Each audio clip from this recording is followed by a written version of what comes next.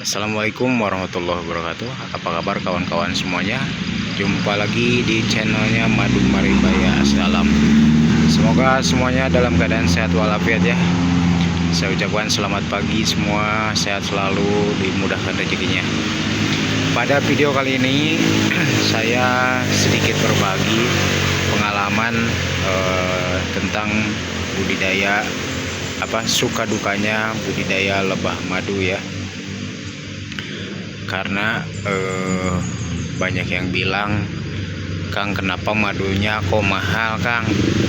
Padahal kalau beli di toko, di online tuh kan murah-murah, Kang, gitu kan. Banyak yang ngomong kayak gitu. Nah, ini salah satu penyebab ya. Mungkin salah satu penyebab dari sekian ratus penyebab faktor ya. Banyak sekali faktornya. Cuma ini salah satunya ya. Kenapa madu asli kok mahal gitu kan?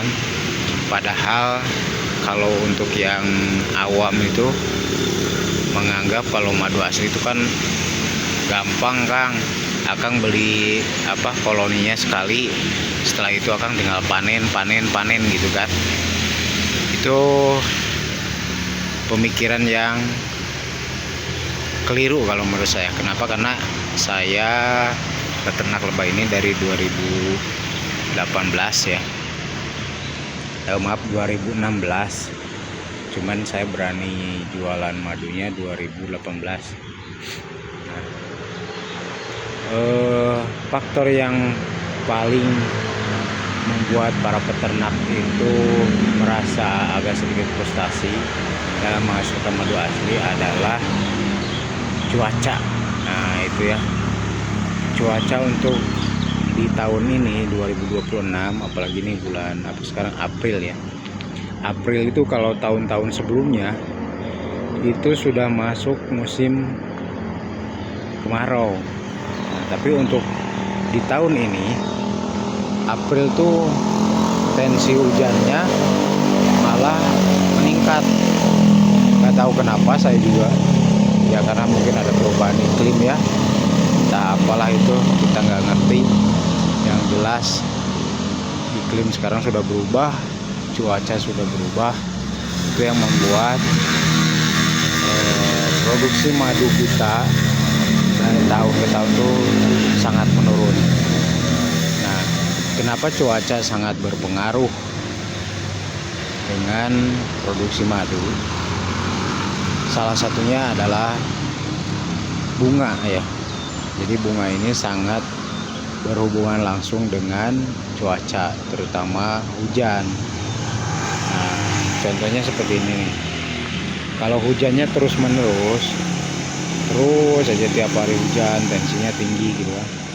Ini membuat si bunga ini layu, busuk ya, bukan layu, busuk. Nah, kalau busuk seperti ini lebah nggak bisa memanfaatkan nektar atau polen yang ada dalam bunga tersebut. Nah, contohnya ini kan baru memekar nih. Nah, ini baru memekar. Setelah mekar, nah ini belum sempat diambil, siangnya udah hujan.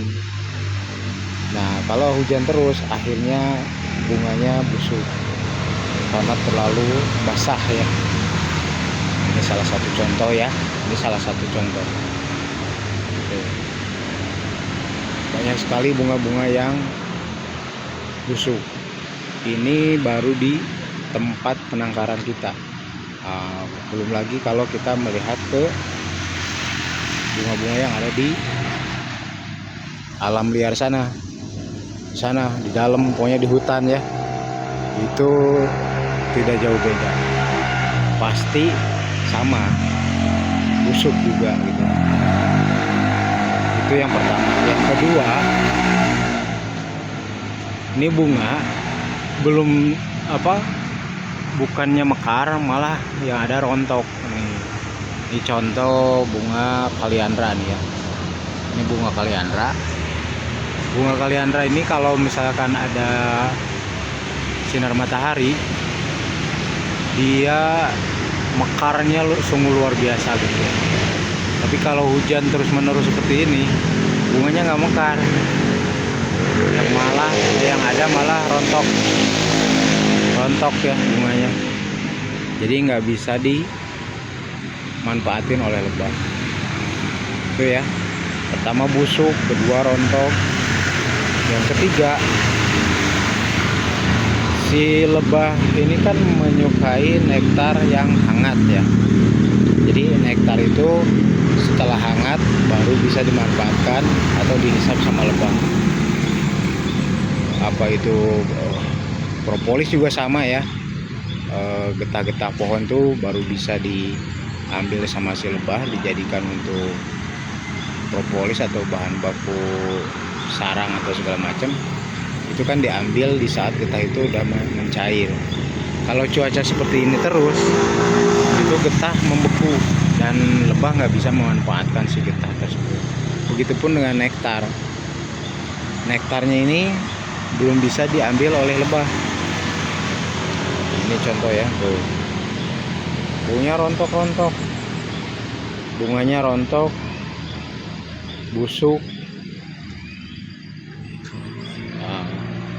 Ini walaupun ada nih bunga ya, berapa bunga yang mekar, ini nggak bisa dimanfaatin oleh lebah karena mataharinya sangat mendung. Mendung ya. Jadi kalau mendung seperti ini nektarnya otomatis dingin, nggak bisa dihisap oleh si lebah tersebut. Jadi cuaca ini terutama hujan sangat mempengaruhi keberlangsungan hidup si lebah, terutama dalam memproduksi madu. Gitu ya. Jadi ini hanya baru satu faktor aja nih dari masalah cuaca. Belum yang lainnya seperti predator atau apalah, banyak lagi ya faktor-faktor yang membuat si lebah ini tidak menghasilkan madu atau malah kabur ya dari tempat penangkaran. Tuh, lihat kita aktivitas si lebahnya tuh cuman satu gitu ya.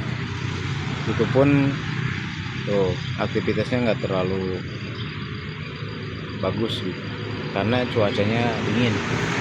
Apalagi di Maribaya ini